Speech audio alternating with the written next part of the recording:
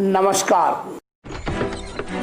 नमस्ते सर जी। आपको एक बहुत इम्पोर्टेंट टॉपिक की तरफ ले जा रहे हैं।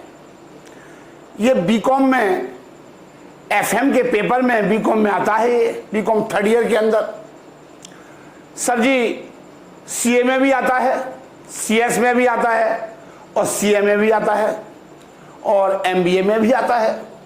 सर ये बहुत इंपॉर्टेंट टॉपिक है। चैप्टर का नाम है वर्किंग कैपिटल मैनेजमेंट। सर जी वर्किंग कैपिटल मैनेजमेंट क्या होता है? वर्किंग एक फिक्स एसेट और वर्किंग कैपिटल के लिए धन की आवश्यकता होती है। फिक्स एसेट और वर्किंग कैपिटल के लिए धन की आवश्यकता होती है। सर जी वर्किंग कैपिटल का मतलब क्या होता है? वर्किंग कैपिटल का मतलब होता है excess of current asset over current liabilities. मतलब वर्किंग कैपिटल इक्वल टू होता है करंट एसेट्स में से करंट लायबिलिटी घटा देते हैं तो वर्किंग कैपिटल निकल के आ जाती है। सर जी करंट एसेट्स में कौन कौन सी एसेट्स आती है? Sir ji cash in hand आती है, कैश एट बैंक आता है, डेटर्स आते हैं, स्टॉक आता है, प्रीपेड एक्सपेंसेस आते हैं, एक्रूड इनकम आती है। ये सारी ये क्या है? ये करंट एसेट्स है। मतलब ऐसी एसेट्स, करंट एसेट्स का मतलब क्या होता है? Current assets are those assets which are converted into cash within 1 year are called working capital, are called current assets. Current liabilities, current liability का मतलब क्या होता है sir? Current liability are those liabilities which are payment within 1 year are called current liability. Sir ji इसके example समझा दीजिए। Sir ji इसके example समझा दीजिए करंट लायबिलिटी के। सर जी क्रेडिटर्स आते हैं, सर जी बिल्स पेबल आते हैं, आउटस्टैंडिंग एक्सपेंसेस आते हैं, आउटस्टैंडिंग एक्सपेंसेस आते हैं, बैंक ओवरड्राफ्ट भी इसके अंतर्गत आता है, बैंक ओवरड्राफ्ट भी इसके अंतर्गत आता है, अनअर्न्ड इनकम भी आती है और शॉर्ट टर्म लोन भी इसके अंतर्गत आते हैं। सर जी कहने का मतलब यह है वर्किंग कैपिटल की आवश्यकता, वर्किंग कैपिटल की आवश्यकता दिन प्रतिदिन डे टू डे ऑपरेशन की व्यावसायिक गतिविधि के संचालन के लिए पड़ती है। जब कोई व्यवसाय प्रारंभ किया जाता है रॉ मटेरियल परचेज करने के लिए वर्किंग कैपिटल की आवश्यकता पड़ती है, वर्किंग कैपिटल की आवश्यकता पड़ती है। अतः रॉ मटेरियल के परचेज से लेकर रोकड़ की प्राप्ति तक पर्याप्त मात्रा में वर्किंग कैपिटल की आवश्यकता पड़ती है। सर जी मैं आपको आज एक बहुत ही इंपॉर्टेंट टॉपिक बताऊंगा जिसका नाम होगा वर्किंग कैपिटल साइकिल या ऑपरेटिंग साइकिल। मैं अभी आपको समझाने जा रहा हूं।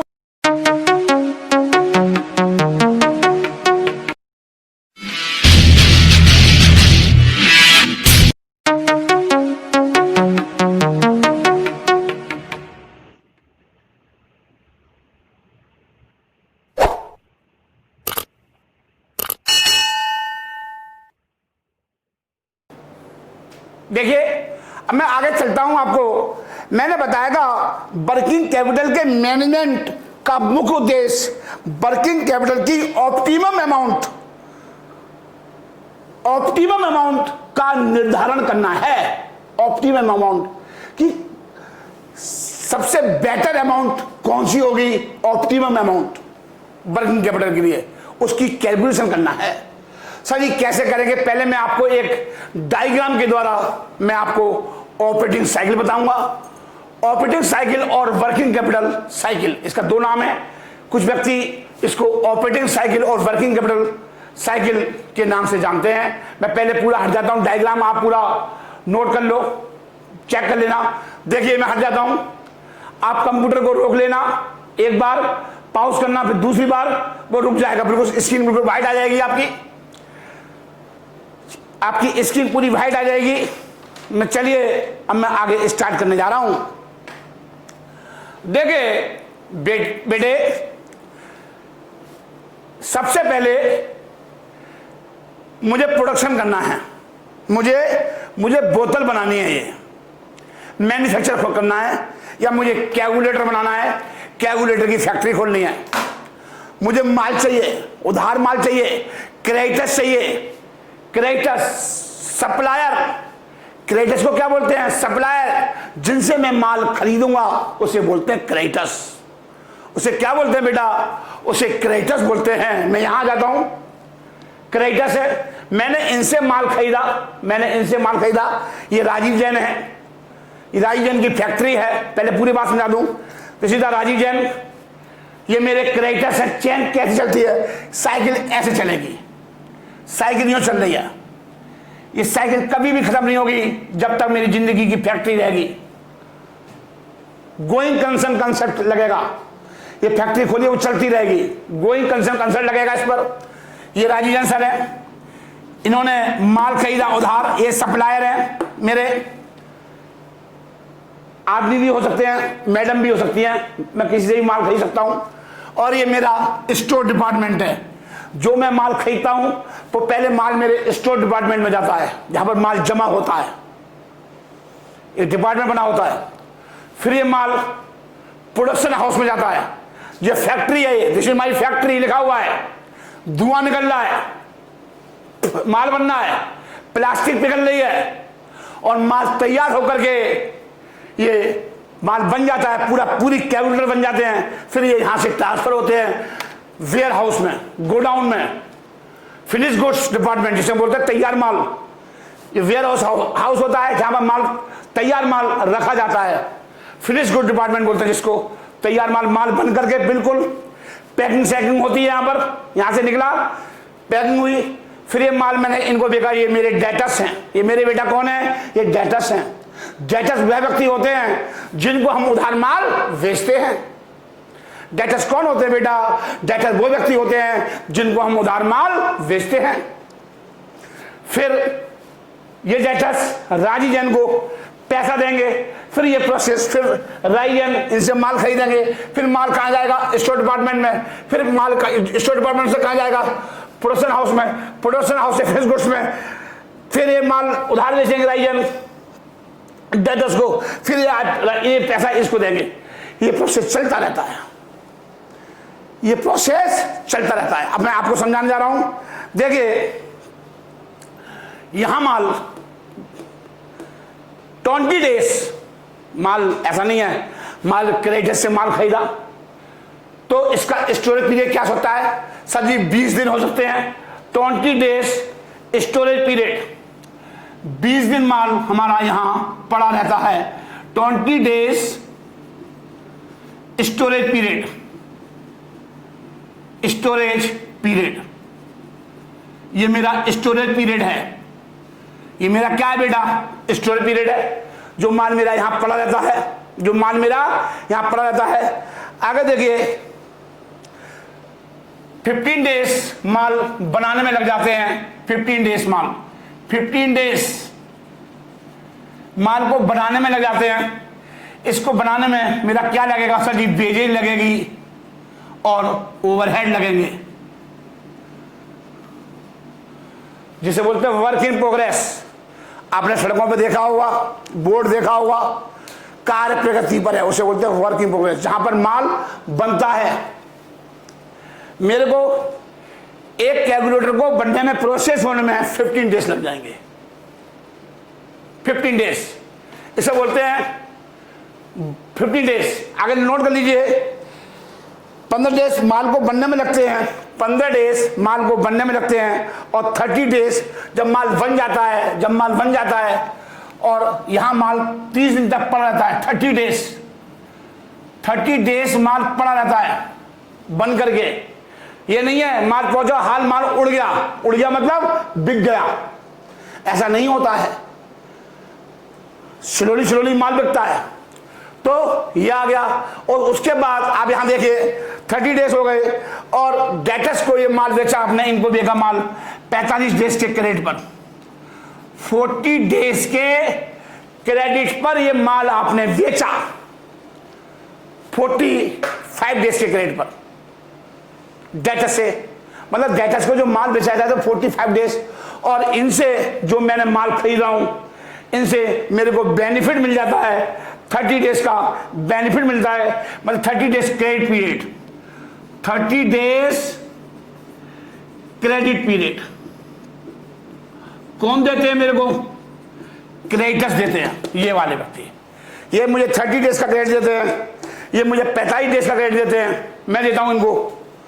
मैं माल बेचूंगा तो मैं इन्हें दूंगा, ये व्यक्ति मेरे को देते हैं creditors.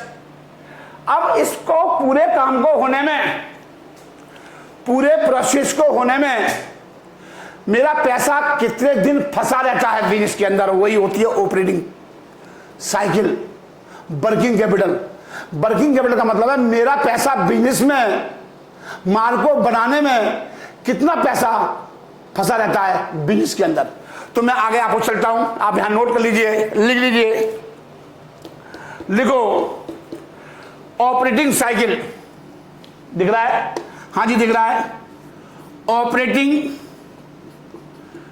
Operating cycle, operating cycle is equal to, माल को परचेज करने में कितना समय लगा, माल को परचेज करने में कितना समय लगा, रॉ मटेरियल खरीदी, रॉ मटेरियल, फिर ये माल कहां पहुंचा, पहले खरीदा, माल खरीदा, इनसे माल खरीदा, फिर इसमें क्या हुआ sir ji, work in progress, production में काम हुआ, work in progress, work in, फिर क्या बना उसका, फिनिश गुड्स, फिर क्या हुआ, डेटर्स और माइनस क्रेडिटर्स। ये होता है ऑपरेटिंग साइकिल, ये होती है operating cycle. Raw material, wages, finish goods, debtors, minus creditors, ये होते हैं। अब आगे सर जी, अब मैं आपको बता दूं आगे, और यहां देखिए, यहां मतलब लिख लो, ये उतार लिया आपने, हाँ जी लिखिए, लिखो पहले, अभी समझाता हूं। देखिए आर का मतलब, यहां देखो मेरा माल कितने दिन स्टोर में पड़ा रहता है, 20 दिन, 20 डेज। फैक्ट्री में माल बन रहा है, प्रोसेस हो रहा है, उसको कितने दिन लग रहे हैं, work in progress 15 days, finish goods 30 days, debtors कितने 45, minus creditors 30, is equal to 80 days. 80 days, 20, 30 और 2 20, 50, 50, 95, 110 माइनस 30, 80 डेज। मतलब कहने का मतलब यह हुआ कि 1 रुपया वापस आने में 80 दिन लग जाएंगे। अगर मैंने बिजनेस के अंदर 1 रुपया लगाया, उसको वापस आने में पूरी प्रोसेस में 80 दिन लग जाएंगे, 80 डेज लग जाएंगे। मैंने 1 रुपया बिजनेस में लगाया, इसमें प्रॉफिट में ऐड नहीं कर रहा, मैंने 1 रुपया बिजनेस में लगाया, उसको वापस आने में सर जी पूरी प्रोसेस होने में 80 दिन लग जाएंगे। उसे कितने लग जाएंगे बेटा, 80 डेज लग जाएंगे। मतलब कहने का मतलब है कि लिखो, ये मैं यहां पे लिखा देता हूं, आर का मतलब लिख लीजिए, दिख रहा है बेटा, हाँ जी आ रहा है। यहां पर कहां लिखूं, मैं मिटा दूं अभी, यहां देखो ये मिटा दूं, जगह नहीं है मेरे पास, जगह नहीं है बेटा, मैं मिटा रहा हूं, जगह की कमी होने के कारण मुझे मिटाना पड़ रहा है। चलिए अब लिखिए, आर का मतलब लिख लीजिए, आर का मतलब raw material storage period. Number, अब ने अगला क्या लिखा है, W work in progress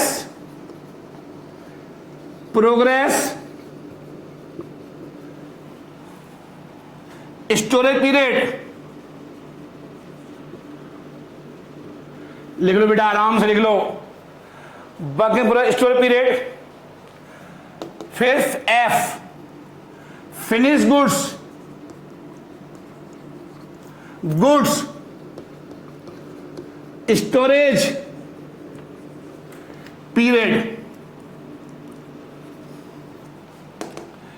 F आ गया। D का मतलब होता है डेटास कलेक्शन पीरियड। बेटा सब दिख रहा है ना? हाँ सर जी बिल्कुल सब दिख रहा है, सर जी सब दिख रहा है। और लास्ट लिख लीजिए C क्रेडिटर्स पेमेंट पीरियड ये आ गया। उतार लो आप आराम से। इसका मतलब हुआ 1 रुपया जाकर के वापस आने में 80 दिन लगता है। 1 रुपया वापस आने में, 1 रुपया मैंने दिया बिजनेस में लगाया, उसको वापस आने में 80 दिन बेटा लग जाते हैं। अब मैं हट जाता हूं, उतार लीजिए आप, उतार लीजिए।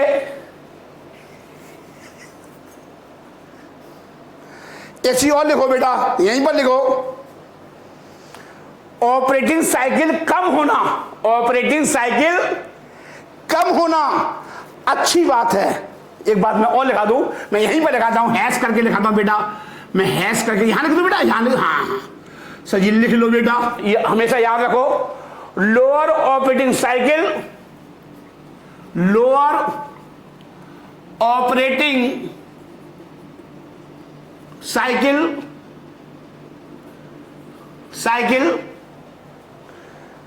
is good for the company, is good for the company, is good for the company।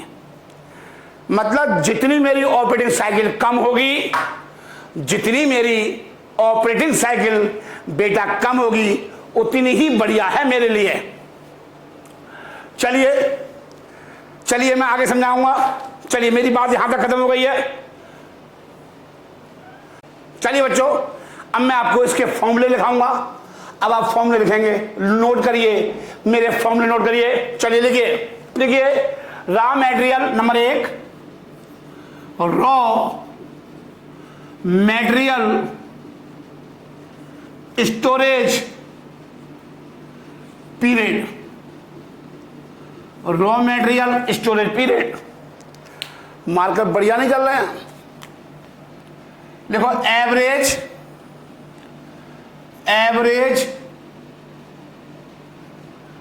Stock of raw material, average stock of raw material upon में लिखिए daily consumption of raw material, daily consumption of raw material, daily consumption of raw material. क्या मतलब है sir जी? हम daily consumption of raw material कैसे निकालते हैं, पहले ये समझिए।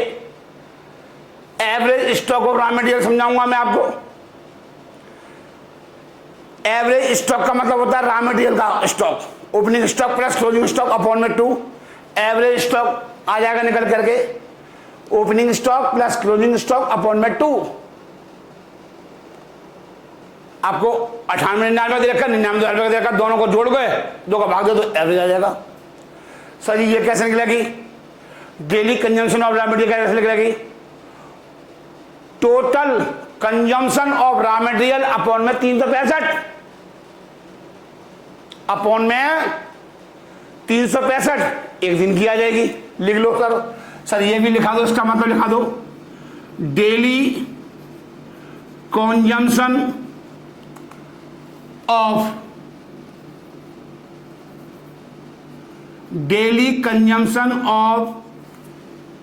रॉ मटेरियल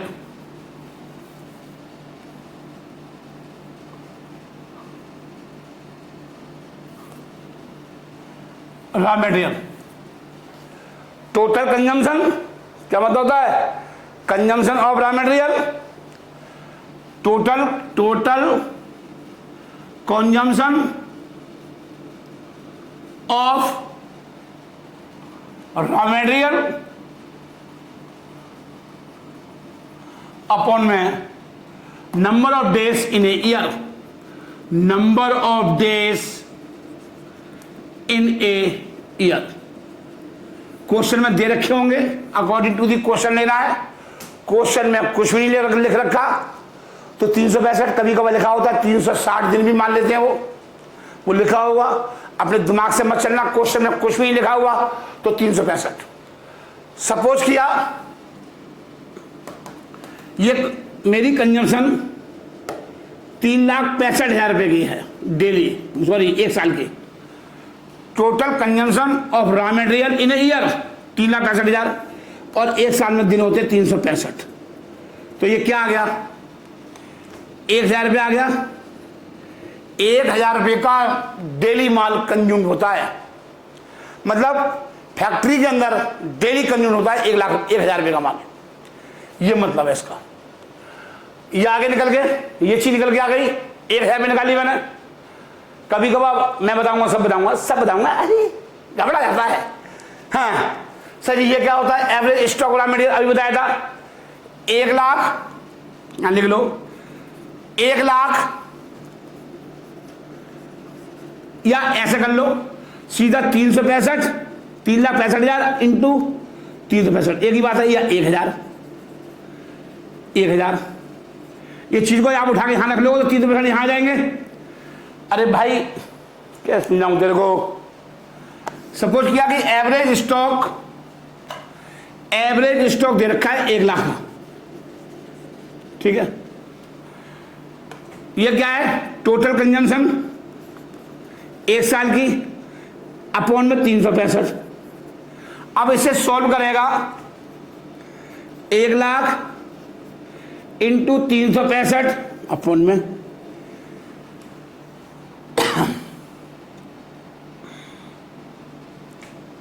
3,65,000, तो कितना आएगा? 100 डेज। मैंने क्या किया या और 1 लाख अपॉन में सीधा ये उतार लिया, तब भी तो 100 डेज आया। एक चीज को सॉल्व करने के 36 तरीके होते हैं राइजन के पास। मतलब कहने का मतलब है रॉ मटेरियल स्टोरेज पीरियड का मतलब है कि माल एक बार माल खरीदने के बाद कितने दिन तक माल स्टोरेज डिपार्टमेंट में पड़ा रहता है। क्या मतलब है इसका? एक बार माल खरीदने के बाद कितने दिन तक माल स्टोरेज डिपार्टमेंट में पड़ा रहता है, इसका मतलब है 100 डेज। 100 दिन तक माल पड़ा रहता है। आता है 1,000 रुपये का माल आया, भेज दिया स्टोरेज डिपार्टमेंट में, सॉरी प्रोडक्शन डिपार्टमेंट में, वहां से लिया स्टोरेज डिपार्टमेंट से कहां भेज दिया? प्रोडक्शन डिपार्टमेंट में। तो कहने का मतलब है, और 1 लाख रुपए, सर जी ये क्या है 1 लाख रुपए की? इसका मतलब है 1 लाख रुपए का माल खत्म होने में कितना समय लगेगा? 1 लाख रुपए का माल खत्म होने में कितना समय लगेगा? सर जी 100 डेज। ये मतलब है इसका। इस 1 लाख रुपए का माल खत्म होने में कितना समय लगेगा? 100 डेज। ये मतलब है। इसे बोलते हैं कि raw material storage period 1 lakh रुपए का 1 लाख रुपए का माल खत्म होने में कितना समय लगेगा? 100 डेज। अगर आपने 3,65,000 रुपये का माल खरीदा एक साल में, तो एक दिन में डेली कंजम्पशन कितनी हो रही है? फैक्ट्री में कितना माल कर रहा है? 1,000 रुपये का 100 दिन। इसे बोलते हैं रॉ मटेरियल स्टोरेज पीरियड। अगला लिखिए, आप अगला उतार लीजिए। आप बेटा अगला उतार लो, आप अगला उतार लो, आप अगला उतार लो।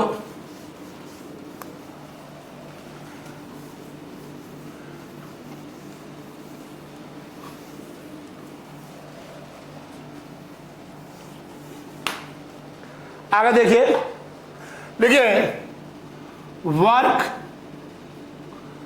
इन प्रोग्रेस स्टोरेज पीरियड, इसे बोलते हैं WIP। क्या बोलते हैं?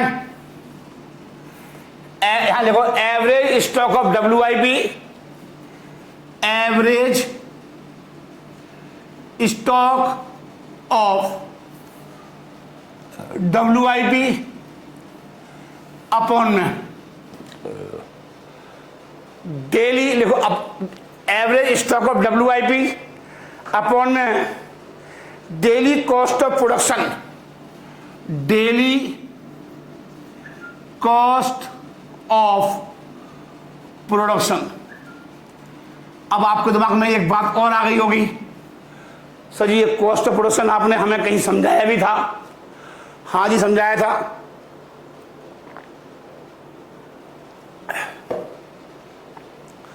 आपने कॉस्ट शीट बनाई होगी, मैं थोड़ा रफली आइडिया दे दूं कॉस्ट शीट का। आप भूल गए होंगे, रिवीजन तो सर जी आप करते नहीं। हाँ जी सर जी वो तो सही बात है। आपने सबसे पहले क्या लिखा था? सबसे पहले क्या लिखा था? याद आ जाएगा? हाँ जी आ जाएगा, हाँ जी आ जाएगा।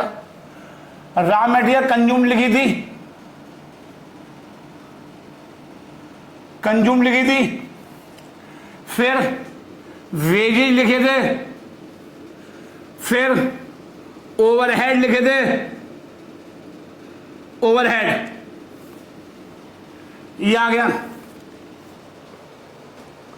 और फिर एडमिन के खर्चे लिखे थे, एडमिन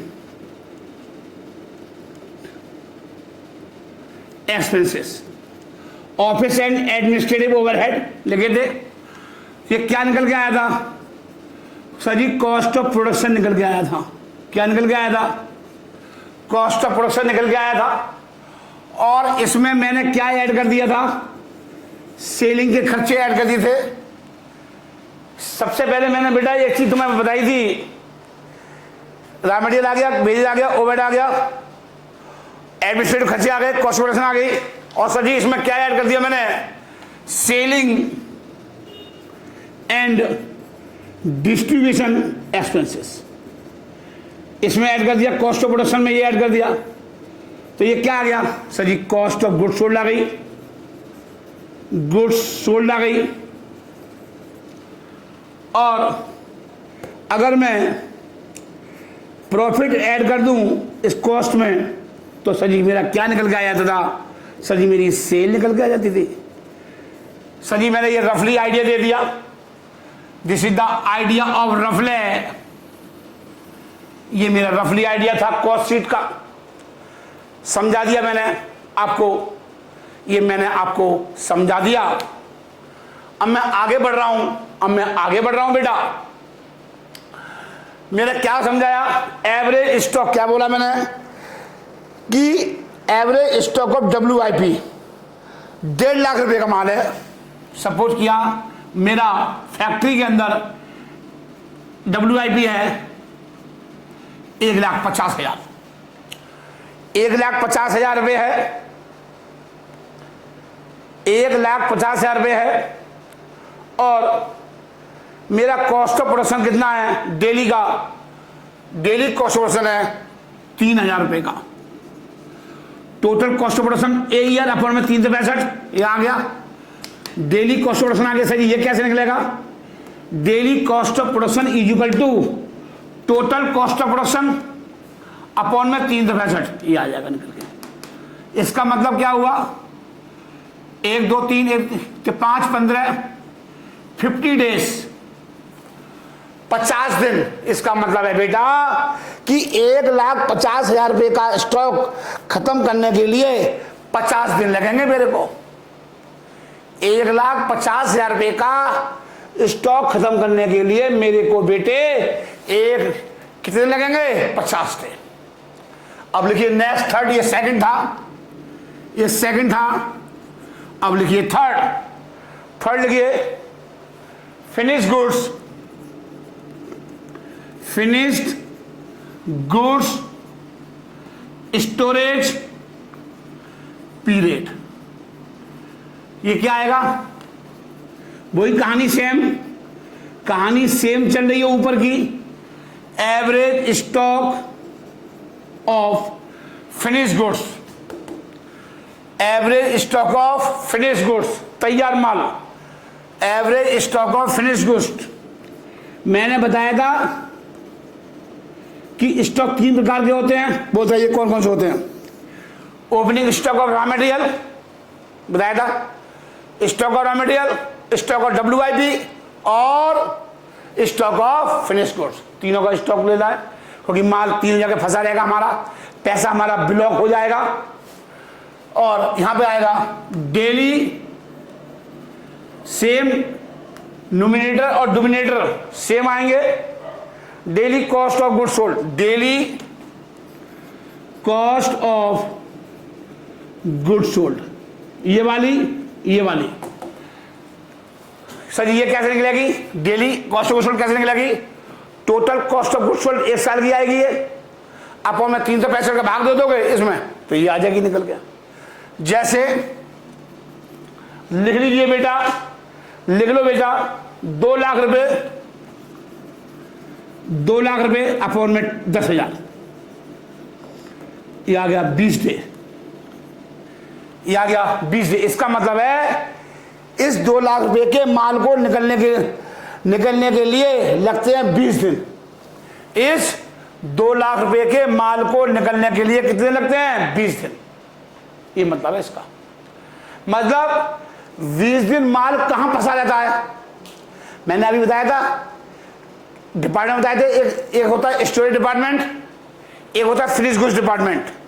जब माल पैसा हमारा ब्लॉक रहता है, माल तैयार माल है लेकिन उठ नहीं रहा, 20 दिन तक हमारा पैसा ब्लॉक हो गया, पैसा फंस गया हमारा।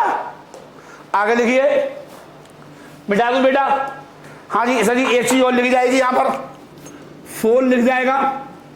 लिखिए creditors payment period, sorry debtors payment period, debtors payment period, sorry payment यहां नहीं करते, यहां तो कलेक्शन होता है डेटर्स से। डेटर्स से क्या होता है बेटा, सर जी कलेक्शन होता है, सर जी पैसा प्राप्त होता है डेटर्स से, सर जी पैसा प्राप्त होता है डेटर्स से। तो यहां पे क्या लिखूंगा, एवरेज डेटर्स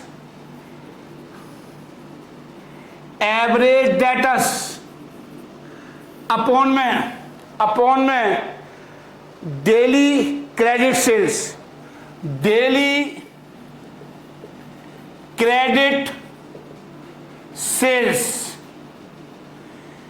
ये होता है न्यूमिनेटर और ये होता है डिनोमिनेटर, न्यूमिनेटर और डिनोमिनेटर। आप चेक कर लो, न्यूमिनेटर हमेशा एवरेज में और डिनोमिनेटर हमेशा डेली में, बस याद कर लो। न्यूमिनेटर हमेशा किस में आएगा, एवरेज आएगा, और डिनोमिनेटर हमेशा डेली आएगा। आगे लिखिए, लास्ट पॉइंट लिखिए। लास्ट मतलब कहने का मतलब है मैं उधार माल बेचता हूं और मेरे को डेटर्स 40 दिन के बाद पेमेंट करते हैं। इसका मतलब यह हुआ मैंने उधार माल बेचा और डेटर्स मुझे कितने दिन के बाद पेमेंट करते हैं, 40 दिन के बाद। कैसे सर जी, 4,000 लिख दो यहां पर, 40 डेज, 80,000 अपॉन में 2,000, 80,000 अपॉन में 2000, मतलब 40 दिन के बाद ऑन एन एवरेज पैसा हमको प्राप्त होता है डेटर से। ये मतलब है इसका। लास्ट लिख लीजिए, जिसका मुझे बेनिफिट मिलता है, मैं भी तो किसी से माल खरीदता हूं, वो मुझे बेनिफिट दे देता है। सर ये लिख लीजिए, उसका भी फॉर्मूला है। हाँ जी, हमारे पास सबका फॉर्मूला है, लिख लीजिए। लास्ट लिख लीजिए सर जी, लास्ट लिख लो, लिखो लिखो बेटा। Creditors, fifth creditors payment period, लिख लो। Average creditors, average creditors, creditor कौन होते हैं? जिनसे हम उधार माल खरीदते हैं, सप्लायर होते हैं। यहां भी वही आएगा, डेली परचेज। डेली परचेज, कितने का माल हम खरीदते हैं? Daily credit purchase. ऊपर क्या आया था? Daily credit sales. ऊपर क्या आया था? डेटर्स में सेल आएगा और क्रेडिट में परचेज आएगा। हो गया। चलिए आगे चलते हैं हम, और इन सबको जोड़ दोगे। मैंने अभी बताया था, सपोज क्या ये 25 दिन का आया, लिख लो 50,000 अपॉन में 2000, 25 डेज। ये क्या हो जाता है? 5वां पॉइंट क्या हो जाएगा? माइनस हो जाएगा। क्यों हो जाएगा? सर जी इतने दिन का हमें क्रेडिट पीरियड मिल जाता है, बेनिफिट मिल जाता है, जिसको हमें 25 दिन के बाद पेमेंट करना है। तो हमारी सर जी क्या हो गई? वर्किंग कैपिटल साइकिल कितनी हो गई? 185 डेज। जोड़ लो और 25 लेस कर देना। लिख लो बेटा, working capital cycle, working capital cycle, ये उतार लीजिए। सर जी ये उतार लो, सर जी ये उतारो बेटा। मैं भी आपको 2 मिनट और लूंगा, उतार लीजिए। मैं पानी पी लेता हूं। गला बेटा बिल्कुल सूख जाता है। चलिए हो गया। बस मैं 5 मिनट और लेंगे आपकी थ्योरी खत्म होने में। उसके बाद प्रैक्टिकल जो एग्जाम में थ्योरी आती है, ये तो मैंने न्यूमेरिकल के रूप में थ्योरी बताई है, थ्योरी एग्जाम में और आएगी, जो मैंने आपको नोट्स में डाल दी है, वो आपको याद करनी है, वो आपको याद करनी होगी।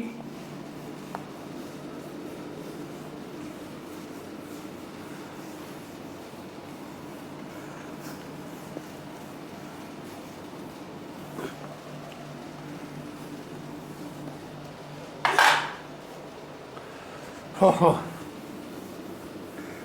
देख रहे हो? हाँ, कितनी मेहनत लग रही है। तुम तो सोच रहे होगे बैठ गए बस आराम से सारा काम हो रहा है। हाँ जी, सारा काम आराम से तो हो रहा है। हाँ, तुमको बैठ के पढ़ने में दिक्कत आ रही होगी, है आ रही होगी ना बेटा। मेरी उम्र पे पहुंचेगा, 50 साल की उम्र है मेरी। हाँ जी, और तू अपना देख ले शरीर, अपना मेरा शरीर देख ले, हालत खराब हो गई पहुंचने में। हो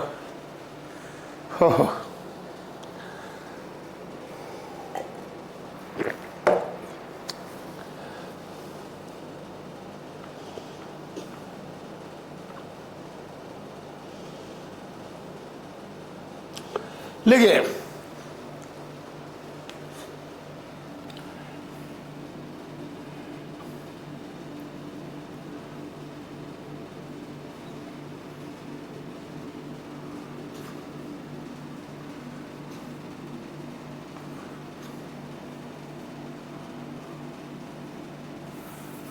ये चैप्टर का नाम है, ये चैप्टर का नाम है working capital means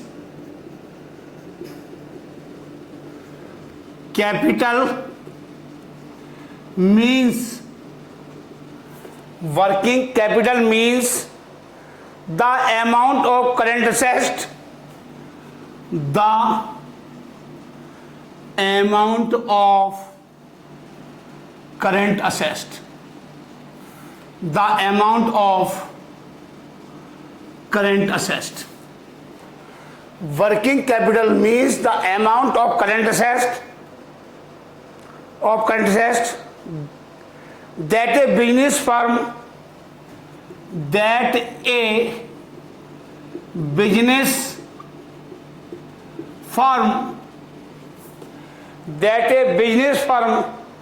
has to be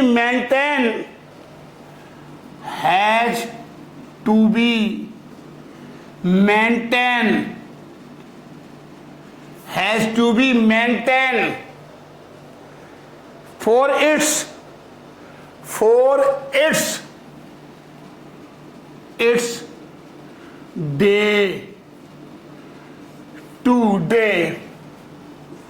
day-to-day business operation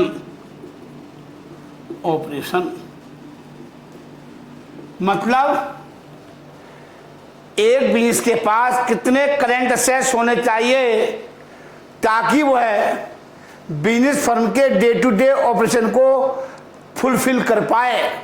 ये मतलब है इसका। मतलब भाई साहब, डे टू डे एक्सपेंसेस, मैंने रॉ मटेरियल खरीदी, कच्चा माल खरीदा, मजदूर को मजदूरी देनी है, फैक्ट्री में काम करेगा, वो डे टू डे देनी होती है। कुछ पैसा हमको मिनिमम रखना होता है, मिनिमम बैलेंस रखना होता है, बिजली का बिल देना है, फैक्ट्री का किराया देना है। सर ये डे टू डे एक्सपेंसेस हमको चाहिए।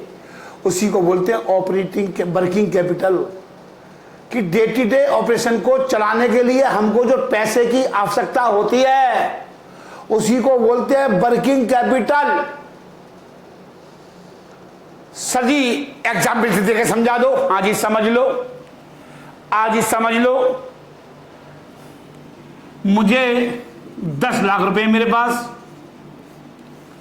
दिस इज माई फंड, मेरे पास 10 लाख रुपए का फंड पड़ा हुआ है। फंड है ये क्या है बेटा? ये फंड है। हमारे पास एक बिजनेस को सेटअप करने के लिए 10 लाख रुपए है मेरे पास। अब क्या 10 लाख रुपए सारे के सारे land, building, plant, machinery, furniture, AC मैं लगा दूं? फिर मैं बिजनेस कैसे चलाऊंगा? सारा पैसा मैंने फिक्स एसेट में लगा दिया तो मैं फिर कैसे बिजनेस चलाऊंगा? लिख लो, मैंने क्या किया, 10 लाख में से 8 लाख रुपए तो मैंने यहां लगा दिए, 8 लाख रुपए मैंने यहां लगा दिए और 2 लाख रुपए मैंने यहां लगा दिए। सर जी यहां लगा दिए मतलब इससे मैंने क्या खरीद लिया? मैंने इससे क्या खरीदा? सर जी मैंने इससे लैंड परचेज करी, बिल्डिंग खरीदी, land, building, plant and machinery, land, building, plant and machinery. और क्या खरीदा सर?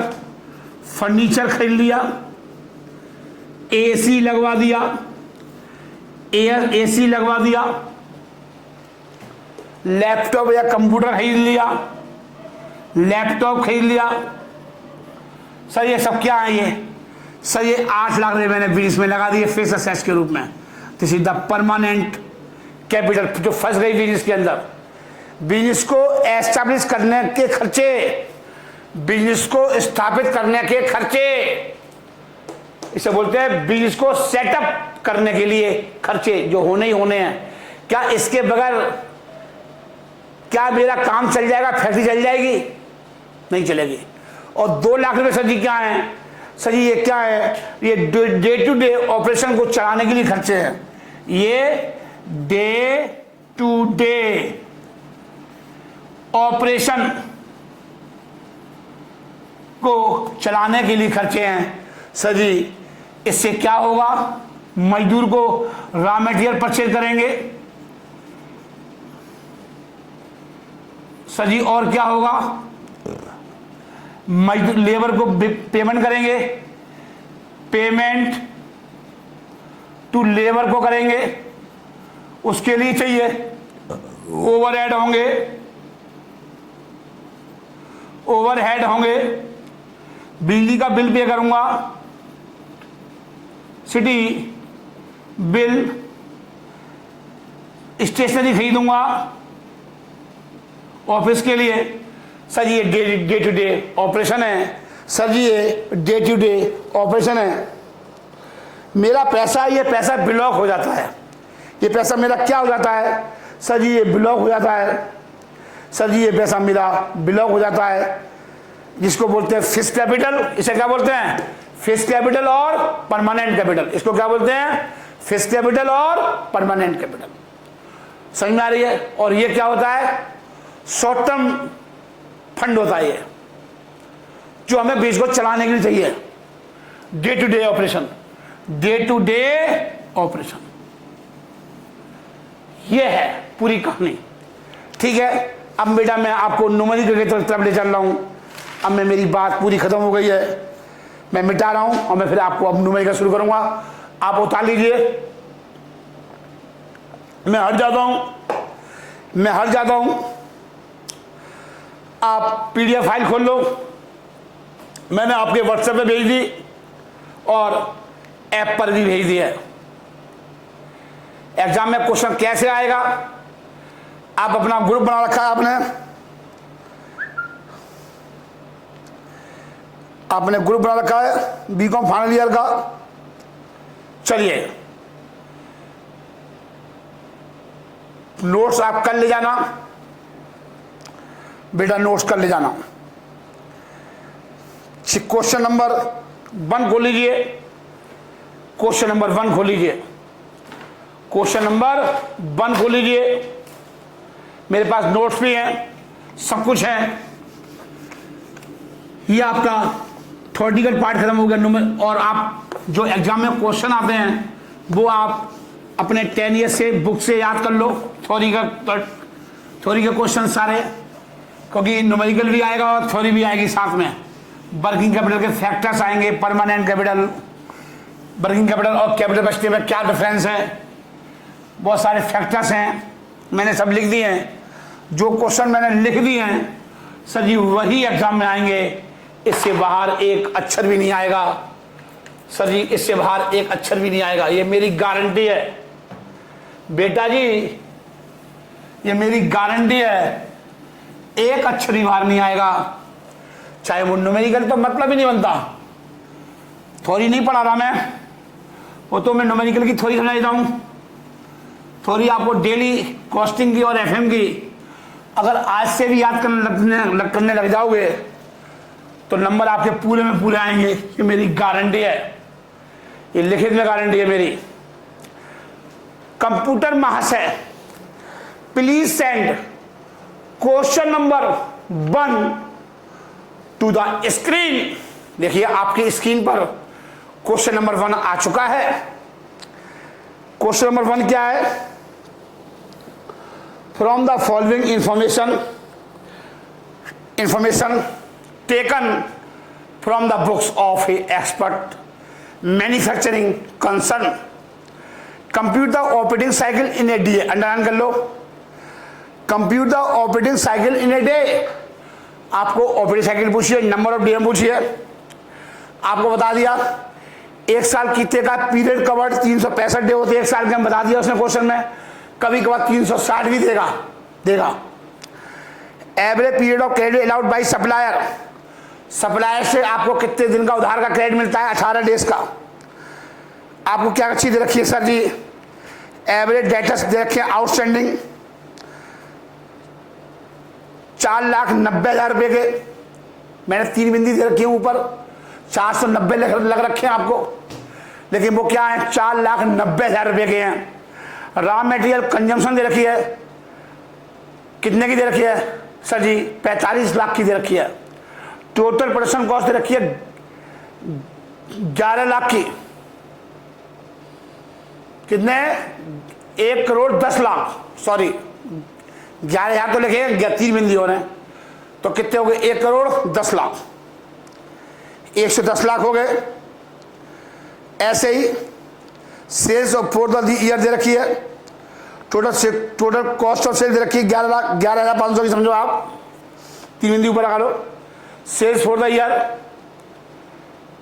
दे रखी है, value of stock, average stock of maintain, raw material का, WIP का और फिनिश गुड्स का। और भी तो क्वेश्चन कुछ नहीं है, हाँ जी नहीं है, बस क्वेश्चन इतना ही है। चलिए अब मैं आपको सॉल्व कराऊंगा क्वेश्चन को, करिए करिए।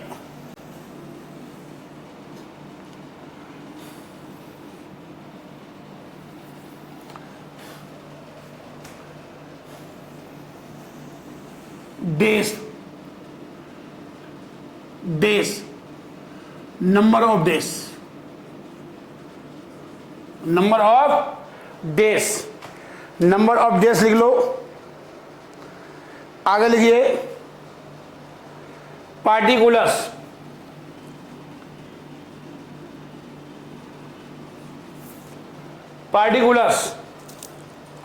Computation of operating cycle,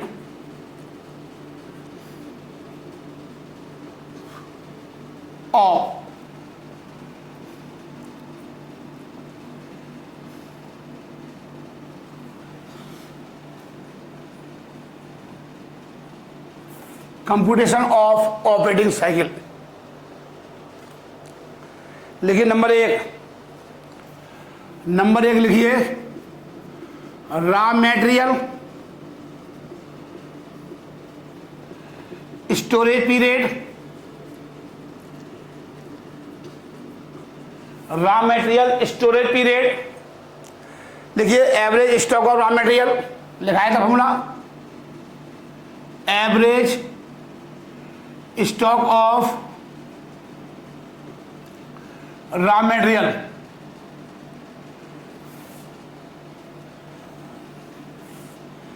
daily consumption of raw material लिख लीजिए, daily consumption of raw material, daily consumption of raw material.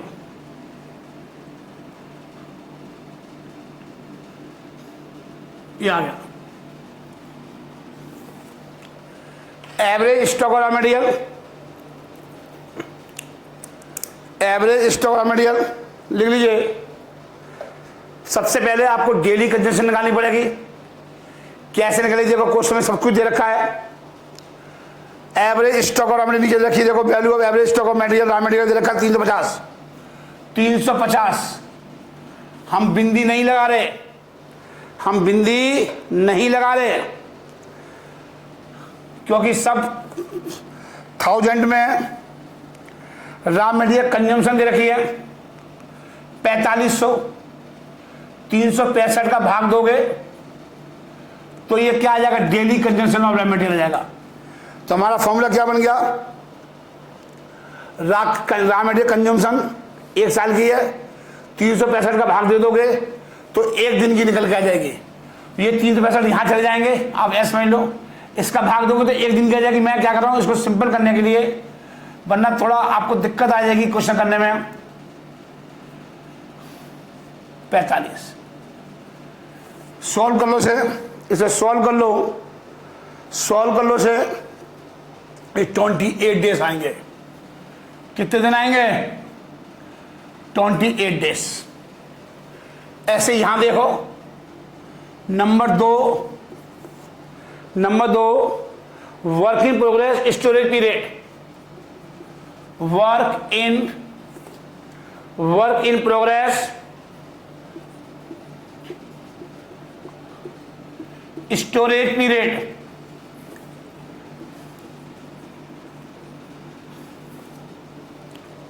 लिखिए average stock of WIP,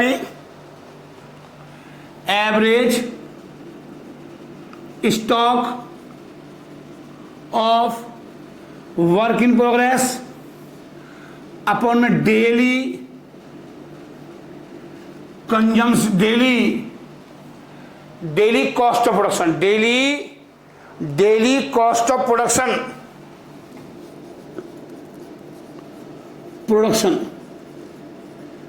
daily का निकालना है। आपको क्या दे रखा है sir ji? Average stock of देखो 380 WIP। क्वेश्चन में देखो सबसे नीचे डेली निकाल ली है। टोटल कॉस्ट ऑफ प्रोडक्शन कितनी है? 11,000 कितना? 365। इसे सॉल्व कर लो। 365 अपॉन में 11,000 सॉल्व कर लीजिए इसे। 13 डेज आएगा, 13 days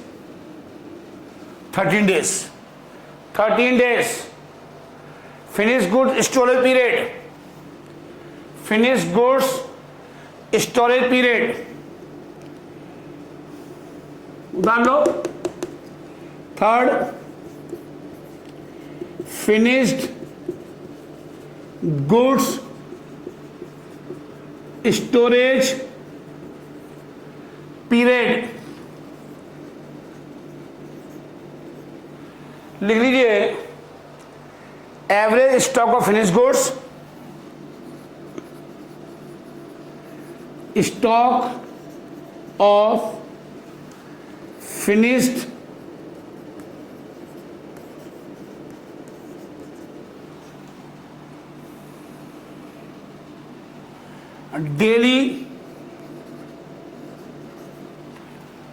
daily cost of goods sold,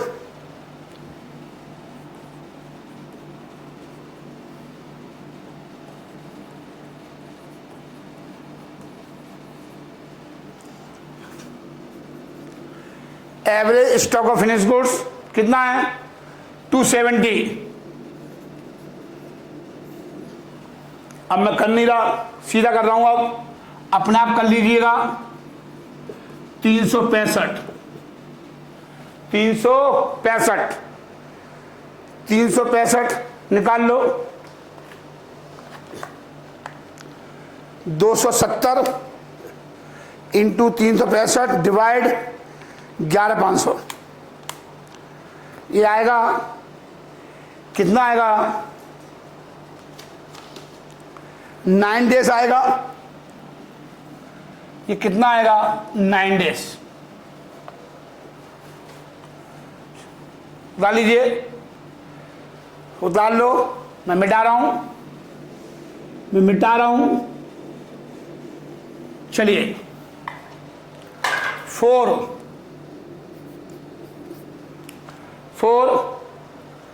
debtors collection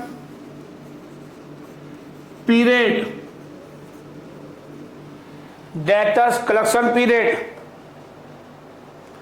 average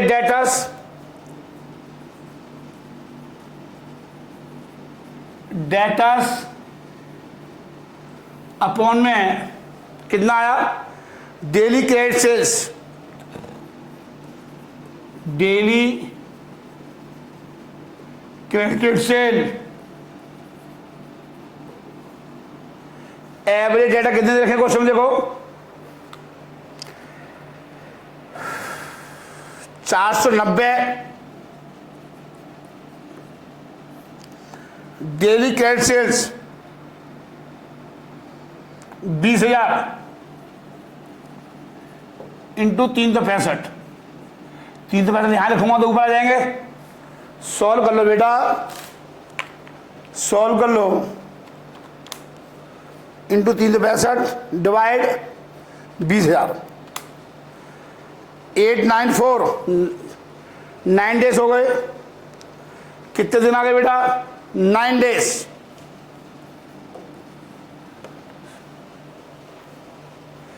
last लिखिए क्रेडिटर्स पेमेंट पीरियड, माइनस में आएगा कि काय में आएगा, माइनस में, माइनस में आएगा क्रेडिटर्स पेमेंट पीरियड। या ऐसे कर लो, इसको ऐसे कर लो, टोटल कर लो, ये 28 9 दूनी 18, 18 plus 13 plus 28, 59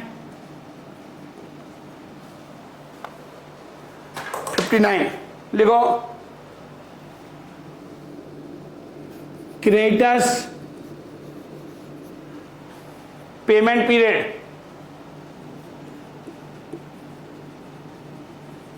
payment period, creditors payment period कितना दे रखा क्वेश्चन में, और लास्ट ऊपर देखो 18 डेज या average period of credit allowed by creditors. यहां पे आप ये लिख सकते हो, आप यहां ये लिख सकते हो average period of credit allowed by supplier 18 days, 18 days, 18 days आ गया, और ये निकल के आएगी मेरी net operating cycle, net operating cycle less कर दो 41 डेज। ठीक है बेटा, ये आ गया। आप इसको ऐसे भी लिख सकते हो जो लिखा हुआ है क्वेश्चन के अंदर, same average period of, average period, ये मेरे वर्ड हैं ऊपर वाले, of credit allowed by supplier,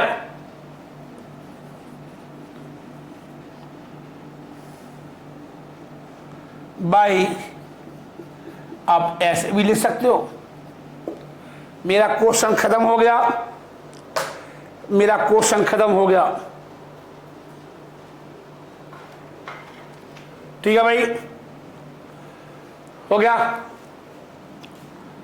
चलिए अब मैं क्वेश्चन नंबर 2 कराऊंगा। मैं डाटा मिटा नहीं रहा, बस मैं यहीं पर करा दूंगा। जो मेन अमाउंट है वो मिटा देता हूं, वो दोबारा लिख लूंगा। बाकी का फॉर्मूले आप अपने आप लिखना।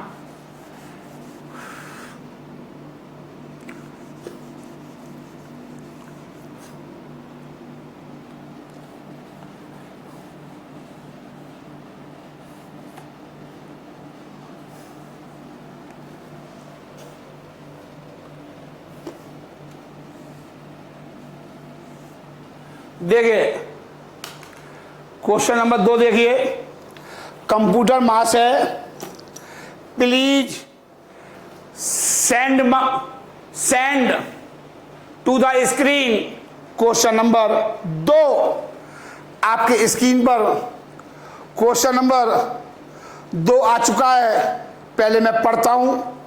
Rajiv Jain limited has provided the following information. Sale दे रखी है 16,000 की, वो 3,000 बिंदियां हैं, उसको ध्यान में रखना। अभी आप बिल्कुल ऐसे छोड़ दो। इसका मतलब है 1,60,00,000 की सेल्स है। ये मतलब इसका कॉस्ट ऑफ सेल दे रखी है 10,500 की, प्रोडक्शन कॉस्ट दे रखी है 10,000 की, रॉ मटेरियल कंज्यूम दे रखी है 4,400 की, value of average stock maintain raw material 320, WIP 350 और 260। The average period of credit allowed by supplier is 15 days. Supplier को जो 15 डेज का क्रेडिट देता है सप्लायर, अंडरलाइन कर लो, all sales are made on the cash basis.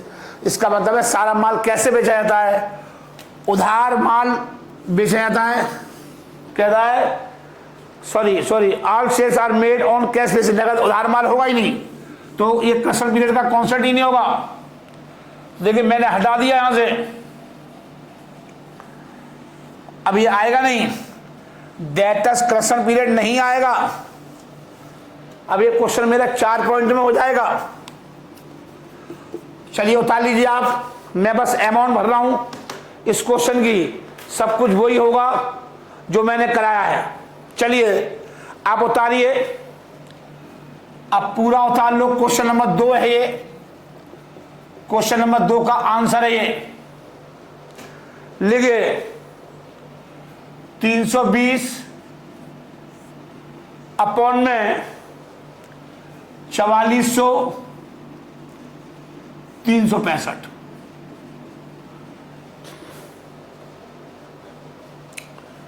$320 into ये ऊपर आ जाएगा 4400, 27 डे आ जाएगा, 27 day number of days.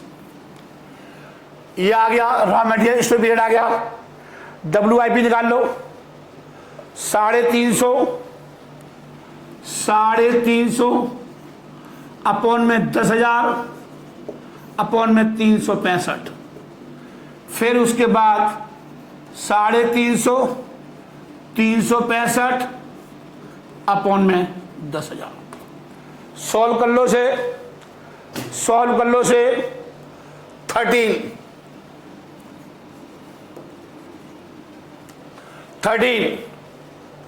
Finish good storage period कितना दे रखा है? 260।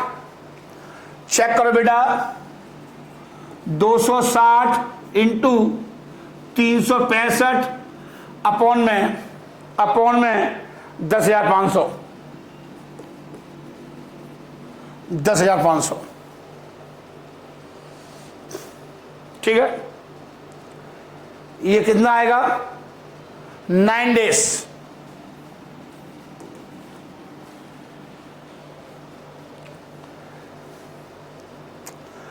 क्रेडिट पेमेंट पीरियड दे रखा है, क्रेडिट पेमेंट पीरियड क्वेश्चन में दे रखा है, तो सब कुछ फॉर्मूले जो की नहीं है, फॉर्मूले की जरूरत नहीं है।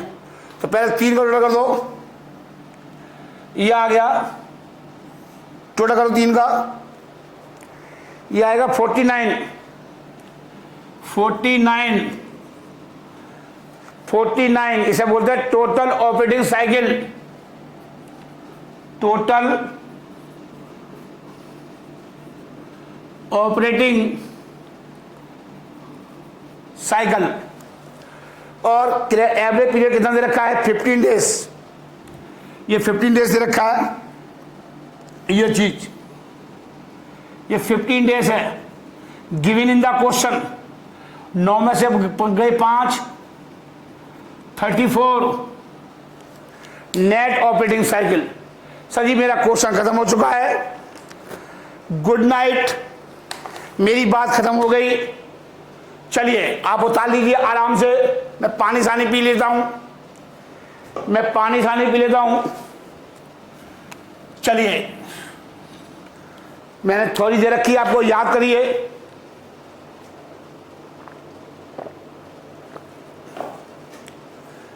नमस्ते, गुड नाइट, अपना ध्यान रखिए, घर पर रहिए और सुरक्षित रहिए। चलिए।